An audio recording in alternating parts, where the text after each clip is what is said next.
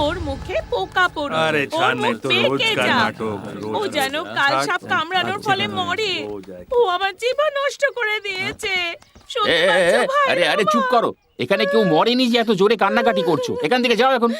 কি হয়েছে দিদি? কি বলবো ভাই, যখন ওর সাথে বিয়ে হয়েছিল আমার বাবা আমাকে সোনার রূপো দিয়ে ভরে দিয়েছিলেন, কিন্তু ওর জন্য আমার কিচ্ছু নেই, সব চলে গেছে এই বন্ধকি দোকানদারের কাছে। আহা, আমার কাছে আছে যেন সব বিনা পয়সায় দিয়েছো। এগুলোর জন্য কোনো পয়সা দাওনি? আমার বাবা ভালোবেসে একটা বাসন দিয়েছিল, সেটাও এখানে বন্ধক রেখে দিয়েছে। ছাড়িয়ে দেবে বললো ওর তো। যেন হাঁটা চলা বন্ধ হয়ে যায়। আসছে কালী পুজোতে সব ছাড়িয়ে দেবো, বললাম তো। সামনে ছাড়িয়ে কালী দেবে বললো পুজোতে তাস খেলে, তাই তো? হ্যাঁ, বুঝেছি। দিদি বলছি তো ছাড়িয়ে নেবে, তুমি চিন্তা করো না। হ্যাঁ, বলছে না ছাড়িয়ে নিয়ে যাবে। নাও এখন এটা নাও।